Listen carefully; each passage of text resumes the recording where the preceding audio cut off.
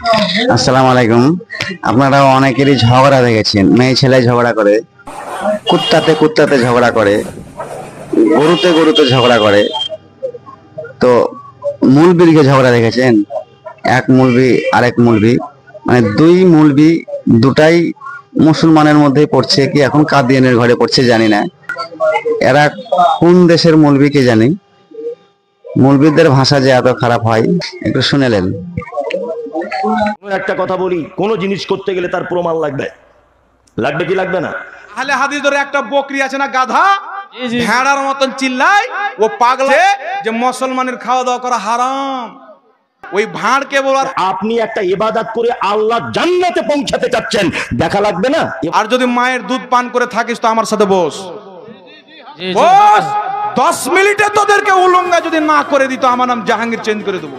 বাংলার জমিনে কোনোদিন মুখ দেখাবো না, ক্ষমতা নাই। দেখে এক জায়গাতে বলেছি মুসলমানের খাওয়া দাওয়া করানো মুস্তাহাব।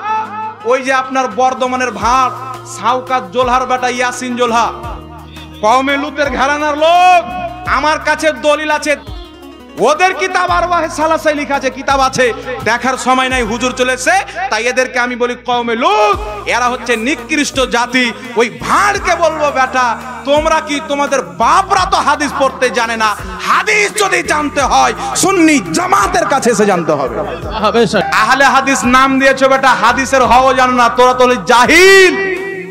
জি, যে মাদ্রাসায় পড়েনি আর কটা হাদিস জানবে? কেউ যদি জাল প্রমাণ করতে পারে, মোহাম্মদ জাহাঙ্গীর আলম রেজভী তার জুতো নিজের মাথার উপরে রাখতে রাজি আছে।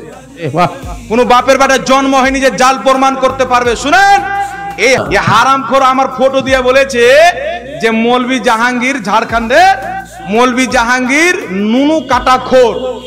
বুঝতে পারছেন? তাহলে হারামজাদা তুই সাহাবীকে কি বলবি বে? এই হারামখোর সাহাবীকে কি বলবি তুই? নুনু কাটা খোর বললো আর ঈমান থাকবে? তো যেই কাজ সাহাবী করেছেন, আমি এই কাজকে মুস্তাহাব বলেছি। কালকে কেউ বলতে পারে হাদিসটি হুজুর জয়ীফ শুনিয়েছে, বলতে পারে।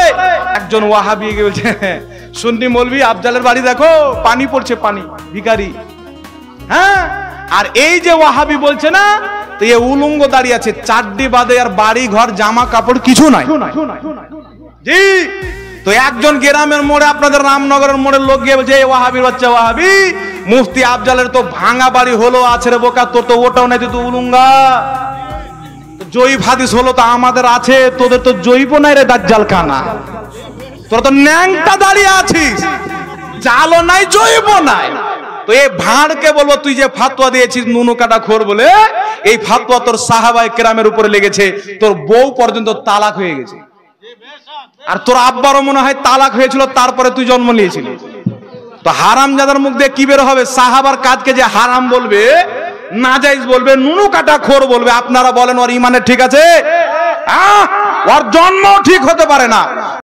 যাই হোক, দুই মৌলবীর ঝগড়া দেখলেন, এরা কোন দেশের মৌলবী কে জানি। মৌলবীদের ভাষা যে এত খারাপ হয়।